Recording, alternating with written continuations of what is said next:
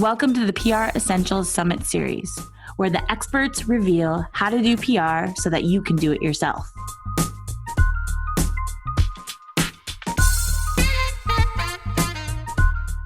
Hello, thank you for joining us for When, How, and the Why of Press Releases with Mickie Kennedy.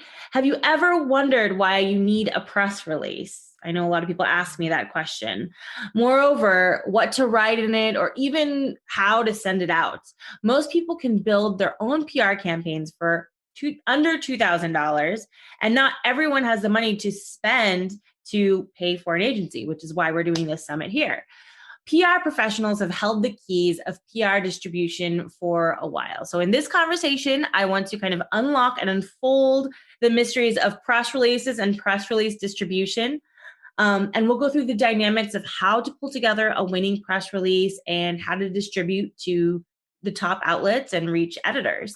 Today, I'm speaking with Mickie Kennedy, the founder of eReleases and a leading PR expert, press release ninja, and media relations networker. Mickie Kennedy started the company eReleases 20 years ago after working in a PR environment that was not meeting the needs of small businesses, small and medium-sized businesses. He struck out on his own to build a company that would give smaller firms access to the newswire with a personal touch. And we at the Silver Telegram have been using eReleases probably for the last decade. So it's very exciting to have him here today. Welcome, Mickie. Thank you so much for joining us at the PR Essentials Summit.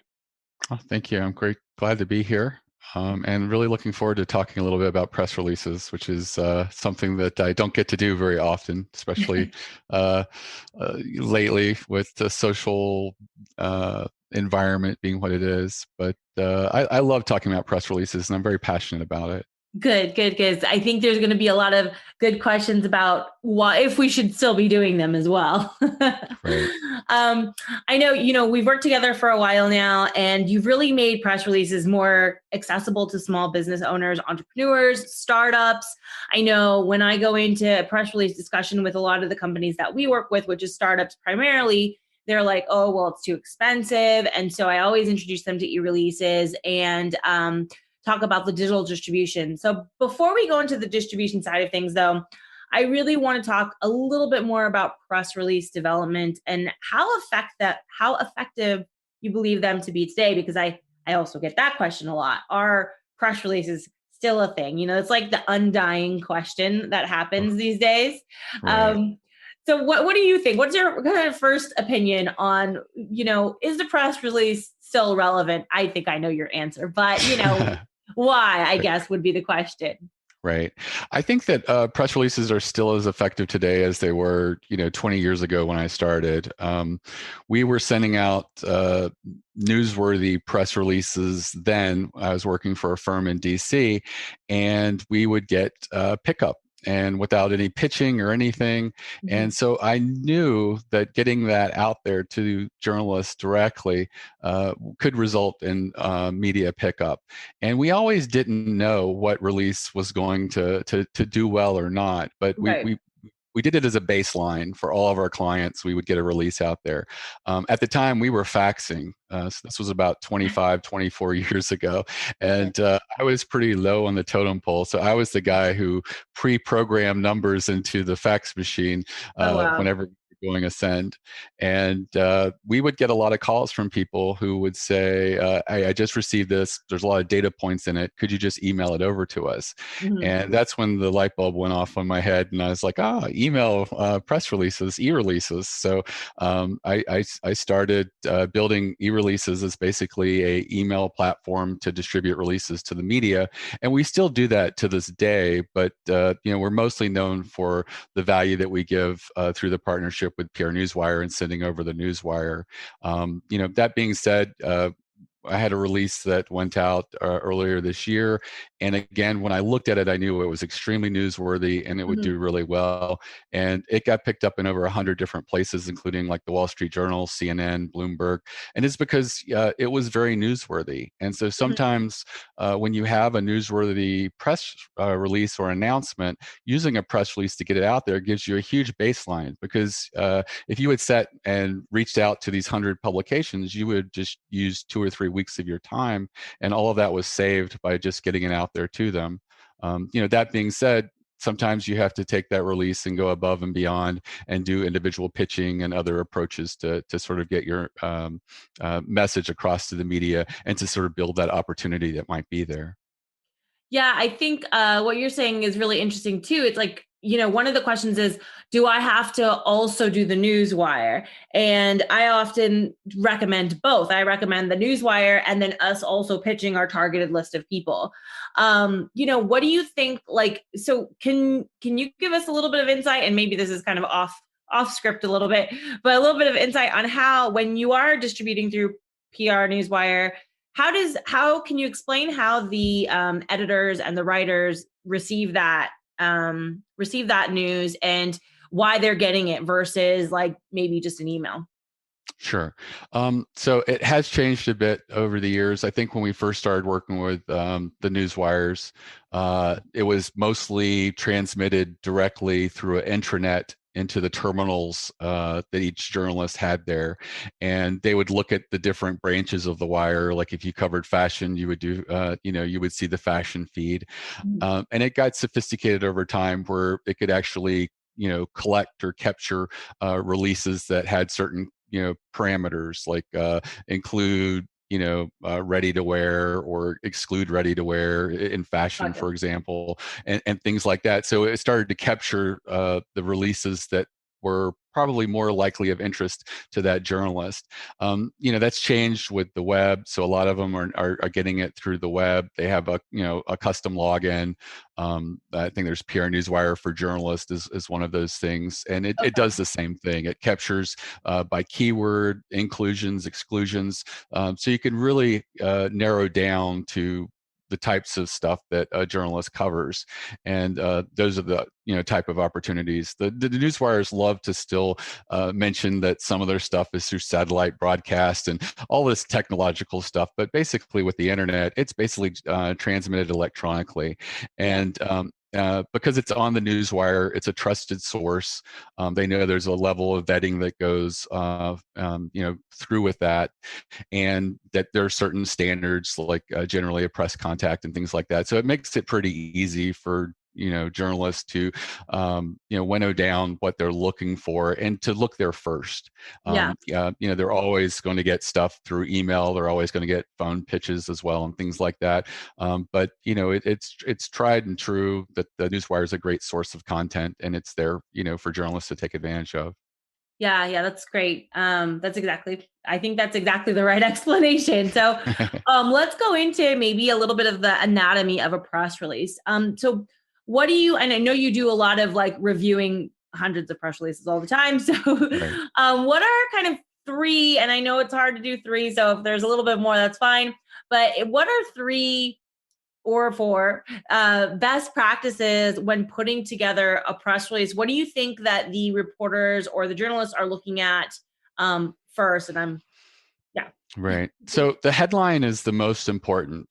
Even the newswire, when it transmits, it's by headline. And whether someone's going to review the release is, what's in the headline. Is it relevant? One of the mistakes that I do see is sometimes people will come up with like New York Post type headlines that are very catchy and intriguing, but they really don't have any they don't provide any context of what the release is about. And so, sometimes they work and sometimes they don't. I think a better thing to do is to try to, have something that's interesting and captivating in the headline, but make it contextual so that it's relevant, that who it's for and what it's about. The second most important thing is because these people are busy and reviewing stuff quickly. After the headline, the opening paragraph is really important. It's sort of like the invitation as reading on to the next section of the press release, and using that logic, the first sentence is the most important. So you really want to nail down what it is that you're announcing today. A big mistake that I see a lot of people do is they try to do a press release that announces two or three things, and you really want to focus on an individual release focusing on one thing. There can be additional things that you bring up in the release that sort of support what that major announcement is, but you really don't want to distract with trying to mean too many different things with your announcement. Right. No, that's great. I think, yeah, there's so many different things when it comes to headlines. I like the clickbait tip. Definitely, I think I went through phases when I first didn't know how to write a press release. And then I thought, oh, clickbait is going to work. And then you realize, oh, well, Right. who's really reading this? And I think that's Right. another thing that a lot of people missed when we're talking about the news wire. It's not the consumers. Like if you're a consumer company, it's not a consumer who's reading this necessarily, correct? Right. Correct. It's usually a journalist, and what you're writing it for is for them, and to make it really relevant to them. A lot of people, when they look at a press release, they say this isn't sexy or exciting, Uh-huh. and it's not supposed to be. It's supposed to be informational. You can elevate it. You can make it really interesting and intriguing. There's a lot that you can do to a press release, but at the end of the day, you're just trying to get facts and information to the journalist and hope that they write the article, and they put their spin on it, and make it relevant for their readers. Yeah. And that's a really valuable lesson to know, because so many times people they feel like they're writing a novel, or it's something that the language isn't there for a press release, and that's a huge mistake. That's actually Another. a really quick, Go ahead. really good point. You said writing a novel, and this is not one of the questions I had for you, but what do you think of the ideal length of a press release is? I think the ideal length is between 400 and 600 words. The answer I used to have is 400 to 500 words, but there are times where the release needs to be longer. Generally, if you have a product that has a lot of features and you want to get those across because it's going to say tech editors and they really care about those features and what's included and things like that, it makes sense to make the release a little bit longer. There are disclosures that publicly traded companies have to get out there, so of course those releases can be longer. But most announcements should be, short and sweet and relevant. And it's always a good idea to have links to, a product or service on your website if that's what you're announcing, so they can get some additional information if they need it. But most of the important information should be in the release, and it should be concise. Another thing that I see a lot of people do with press releases is they take quotes for granted. It's almost like I wrote a press release and like, oh, you don't have a quote in there. And he goes, okay, let me just say one bland sentence Yeah, and yeah. pack it in and put it in there. And quotes are probably they're one of the secrets that I have for my clients when we write a release. Is it's not unusual for us to pick a story that's kind of interesting and intriguing for a small business, because so many of them can't really compete on product or service, but there's a niche that we try to fill and try to make newsworthy. And so we've seen a lot of times when we send those press releases out, a journalist will jump on it, write about that aspect in their industry, and not include my client in the press release at all. The release was the inspiration for the article, but Uh, they didn't get included. And so what we found is, if we create a really intriguing and relevant quote that's just really like, wow, that's great, and put it in there, contextually, they're going to want to include it, because if they write a story about that subject and they don't include that quote, it lacks something. And right. so the quote is one of the things that saves a lot of stories for our clients, because we're really good at coming up with creative solutions for businesses that just don't stand out. And I think I think that's a great point. The quote is really important. And I do see that a lot too, like exactly what you're saying. Oh, we were excited to win this award, with like no context. Like they don't right, talk about why it's important or what's happening in the industry. And I think when people are thinking of developing their quote, they have to really think about like, what would you really say? Would you say like, oh, I'm so excited? Like nobody talks like that. So right. that's such a good point. And actually, you had brought up, I think you guys have a great service, and I don't think it's like as known as like the press release distribution, but you also write press releases, like one-off press releases as well, right? That's correct. Yeah, we have freelance writers that we use, um, and we pick the writer that is good for the subject. We have a writer that's really good with women's interest type articles and things like that. We have another one who's really good at breaking down technology oriented releases, and so we have a group of writers that we utilize, and we try to match with the person. And it is, at the end of the day, we're trying to find something that's newsworthy or intriguing or potentially could be intriguing to journalists. And we love when we have a client that's willing to test and try a few different approaches. Yeah.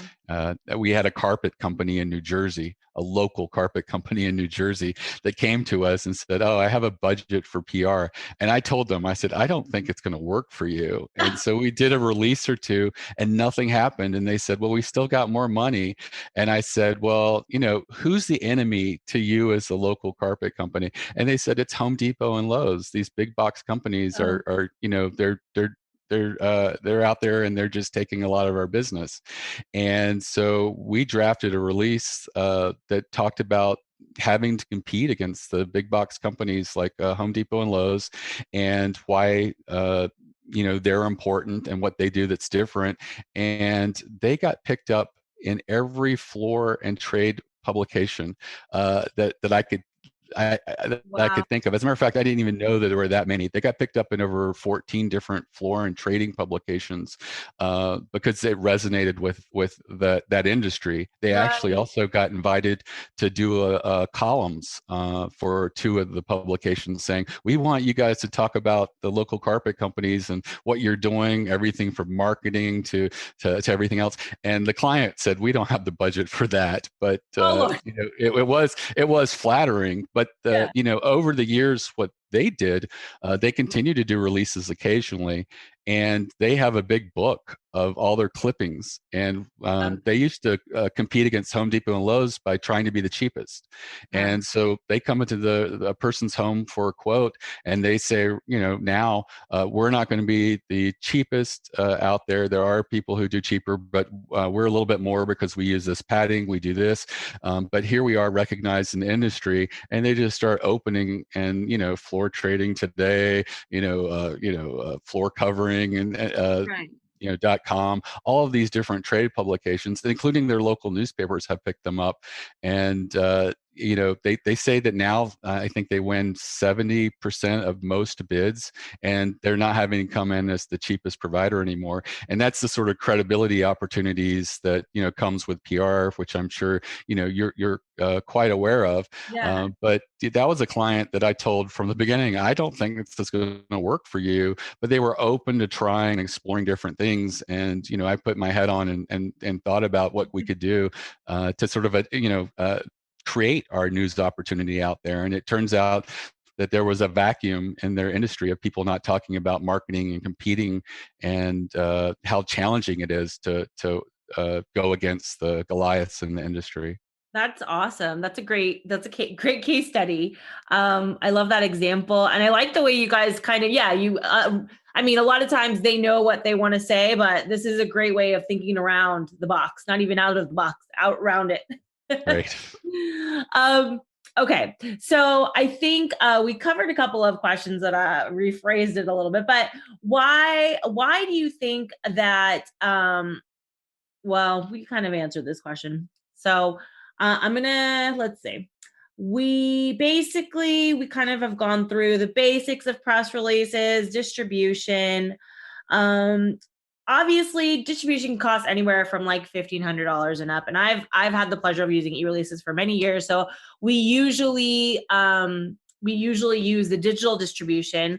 Can you talk about what's different about like a typical, this is, I guess, is a little bit more markety, but typical PR distribution over PR Newswire or Business Wire versus a eReleases digital distribution? Okay. So our distribution is a custom national distribution over PR Newswire. We originally, I think that we had been working with another wire at the time, and they reached out to us and wanted to work with us. And the the numbers didn't work. I mean, even with a 40 or 50% discount off their services, it was way out of the reach of our customers. And so, they took a snapshot of who our customers were. The average customer is a small business owner who does 2 to 3 releases a year. Their Right. salespeople are never going to reach out to these people. They're just not worth the time Right. and effort to market to them. And so, I sort of approached it as a small business co-op, that we represent these small businesses, and together we can do a lot of volume, but individually we don't. And so they customized a distribution that's national in nature, so that the opportunities are there. Includes all the industry targeting that happens with the newswire, and basically it's an opportunity for a small business to get something that normally they couldn't afford or even come close to. And so that's always sort of been the win-win with us. There have been times that the newswire has wanted us to move to like a web-only type product, like I think they had the iReach and Yeah, yeah. But that's now not very, now I don't like that one. I don't like that one at yeah, all. and PR Web as well. Mhm. And we just didn't feel like the value was there. So we've held firm that we really want to get the distribution over the newswire, because at the end of the day, getting a bunch of links to a syndicated press release on websites, while it looks good and it is something that's immediately available to customers and clients to see after a release has gone out, that the real goal of it is to get an article written about you, and that doesn't Right. always happen. But when it does, it's a great ROI, and a credibility indicator, and something you can add to your arsenal of marketing and things like that. And the clients that I think do the best are those that recognize when they do get media opportunities, to promote that on social media, share that with their customers, share that with their vendors and other providers, and also push that out there, and also put it on their website. Because when you're looking at two different companies, if one's been mentioned in Huffington Post and this place and a couple of other places, it's Mhm. like I feel a little more comfortable placing my order here. And Right. it might even be 5 to 10% more expensive than this unknown company, but there's a credibility that goes here, and that's the value of PR. Yeah, Um, no, absolutely. That's such a great point. Yeah. I think that's, if you missed him saying this, I think it goes bears saying again that make sure when you are doing a press release, you are doing it over your other channels. Like you said, social media, LinkedIn, even reposting on your blog or including it on a newsletter if you have a newsletter. All these things, it's so funny, and I know startups have a problem, and entrepreneurs specifically, with like a lot of self promotion, but if you don't do it yourself, no one's going to do it for you. that's So true. That's true. so I know that that becomes a little bit of a tough spot sometimes. So I love all those things that you said today. I think they're all very, very useful.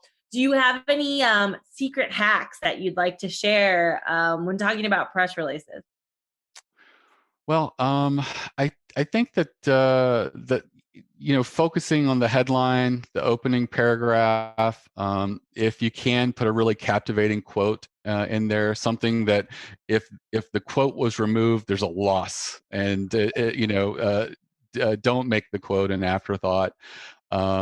Make sure that if you have relevant photos or images, to include those are becoming more and more important, because a lot of people out there, especially trade publications, are wanting to have images that accompany articles and things like that, because people are very visual.